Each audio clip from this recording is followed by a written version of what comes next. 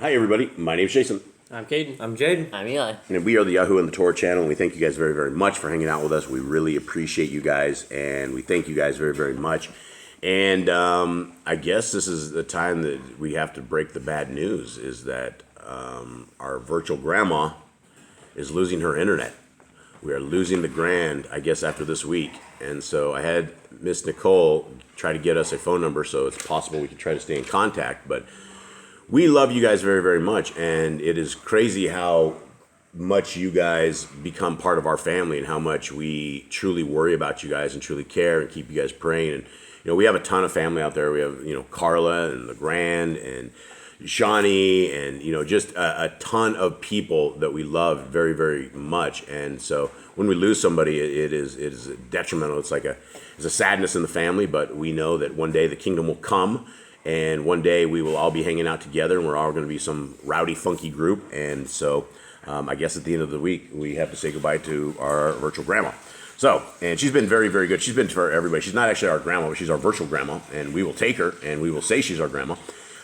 Just like everyone else out there, and we're so awesome. It's such an awesome little ecclesia here because we have the Grand, who is one of our timeless seniors, and we have Brother Glenn, who's one of our timeless seniors. And it is so amazing having that kind of experience and having that kind of people that we can lean on as a group for stuff that we don't know. I mean, we're still, a lot of stuff, we're pretty young in a lot of this, and, we haven't had the experience that our golden seniors have had. And so we really appreciate everybody who puts information in and puts comments in and hangs with us, and we love you all. All right, so let's get into this. And guys, speaking of the ecclesia, we have that tonight. We have that tonight, and I think we'll do it, I hope.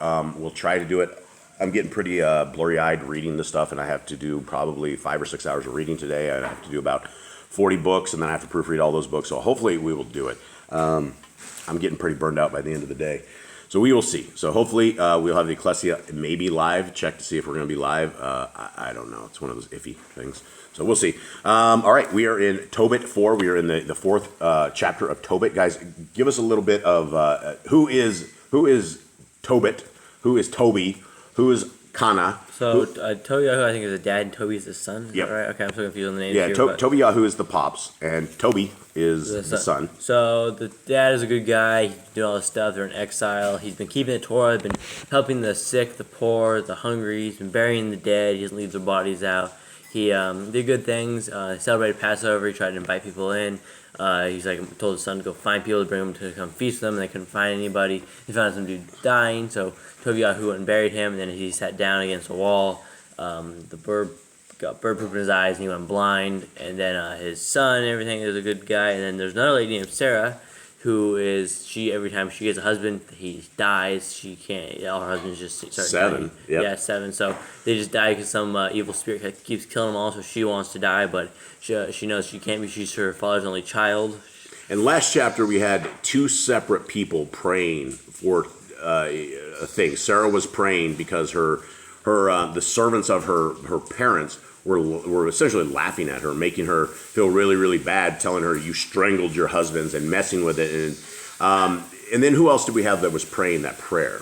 You guys remember? We had TOEIYAH, who was in the praying dad for time about forgiveness. blindness. Yeah, and so I think it was TOEIYAH, and he was talking, and so there were 2 separate prayers that were going up at the exact same time, and our Creator heard them both, and he dispatched people to take care of this. So just a second, let me wait for 1 second. Okay, so here we go. Verse 1. On that day that TOEIYAH remembered the silver which he had entrusted to Gabael in Regis of Madai, and said within himself, I have wished for death. Why do I not call my son Toby, that I may inform him of the silver before I die? And when he had called him, he said, My son, when I am dead, bury me and do not despise your mother, but esteem her all the days of your life, and do that which shall please her, and do not displease her. Remember, my son, that she saw many dangers for you when you were in her womb. And when she is dead, bury her by me in one grave.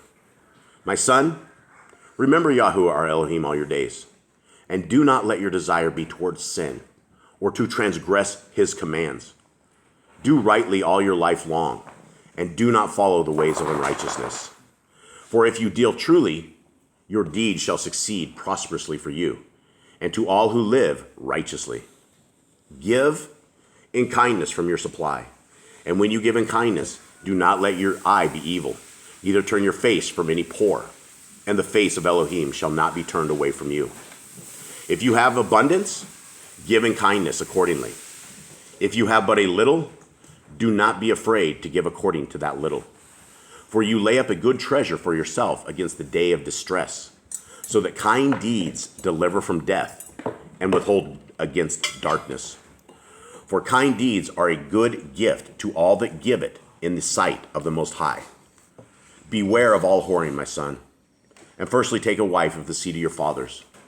Do not take a strange woman who is not of your father's tribe as wife, for we are the children of the Nebiim, Noach, Abraham, Yitzchak, and Jacob. Remember, my son, that from the beginning our fathers, even they all married wives of their own relatives, and were Baruch in their children, and their seed shall inherit the land. Now, therefore, my son, love your brothers, and do not despise your brothers in your heart, the sons and daughters of your people, in not taking a wife from them. For destruction and much trouble comes from pride, and decay and great need comes from wickedness. For wickedness is the mother of hunger. Do not let the wages of any man who has worked for you remain with you, but give it to him from your hand. For if you serve Elohim, he also shall repay you. He shall also repay you, my son. Be considerate in all that you do, and be wise in all your ways. Do not do to any man that which you hate. Do not drink wine to make yourself drunk. Neither let drunkenness go with you in your way. Give of your bread to the hungry, and of your garments to those who are naked. And according to your abundance, give in kindness. And do not let your eye be evil when you give in kindness. Pour out your bread on the burial of the righteous, but give not to the wicked. Ask counsel from all who are wise, and do not despise any counsel that is useful. Barak Yahuwah your Elohim always, and desire from him that your ways be directed, and that all your paths and counsels prosper. For every nation has no counsel, but Yahuwah himself gives all that is good, and he humbles those who he desires, as he desires. Now therefore, my son, remember my commands, neither let them be forgotten. And now I write this to those whom I committed 10 kickers, to Gabael, the son of Gabriah, at Rages in Madai.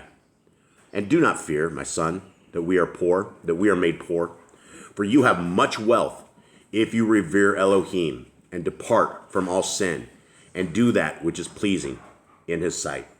All right. Wow. All right. There's a lot there. There's a tremendous amount there. So basically, guy, remember that he was from the beginning of the book. We talked about him going to Mad Eye all the time and talking to this dude and leaving money with him.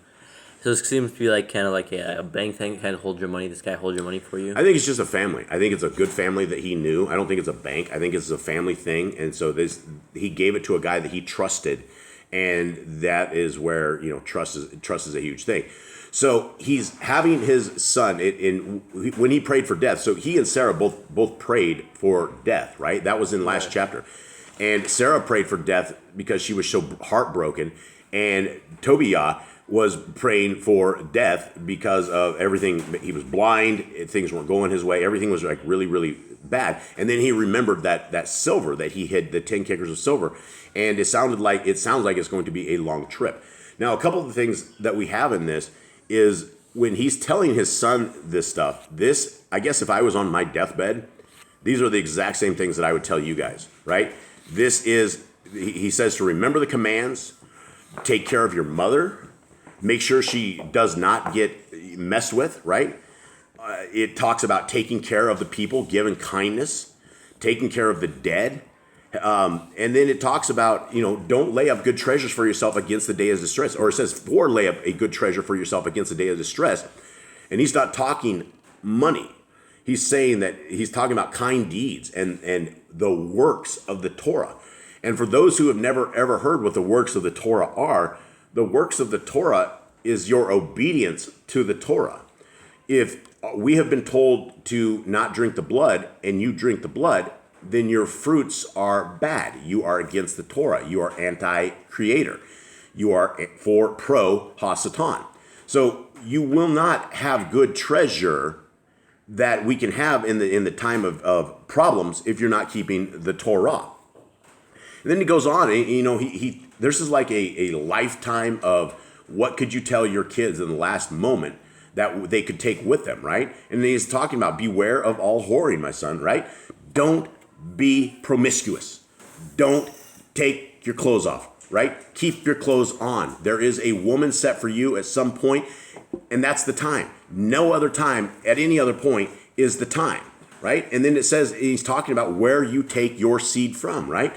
That would be the same thing that I'm telling you guys, right? Don't go out and amongst the Gentiles and go expect to find a Torah observant woman there. You have to take them amongst your people, and your people are the people who are keeping the laws, statutes, and commands.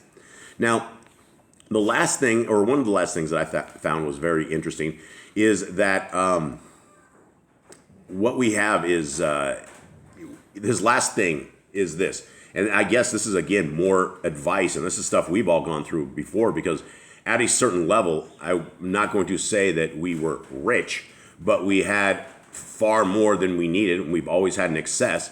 And his last words are like, do not fear, my son, that we are made poor, for you have much wealth, if you revere Elohim and depart from all sin and do that which is pleasing in his sight.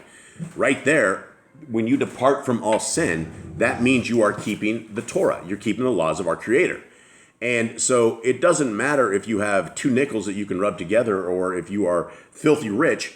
You're not going to be filthy rich unless you have the Torah, because money doesn't make you filthy rich. Money just makes you have cash, and that isn't what filthy rich is. Filthy rich is an inheritance of our kingdom, where we are being obedient to our Creator and where we are doing what He wants us to do, so that we have hope. And we're not going to have hope when we're sitting here living in sin, doing what we want to do, thinking we're saved all times, and any of this. So the story is about a little family, that they keep Torah.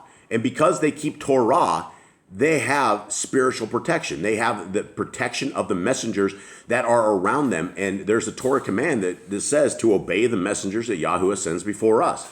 And so this is the power, the supernatural power of our Creator, and the supernatural power that He will allow you to wield. And most people don't even know they have this kind of power. The lowly, poor people, they're just walking around, but then they don't realize that right behind them is a 9-foot messenger with his flaming sword who is there to protect them. And that is the same protection we have everywhere. And I guess I'll leave it at that. Anyone have anything else on this chapter at all? If you're not keeping the Torah, you are making the biggest mistake of your life. Absolutely. You're making a grave mistake. And it won't be just this grave. It will be a spiritual grave mistake. Okay, everyone. Thank you very much. Hopefully you have a wonderful day. We love you all. All right. Shalom.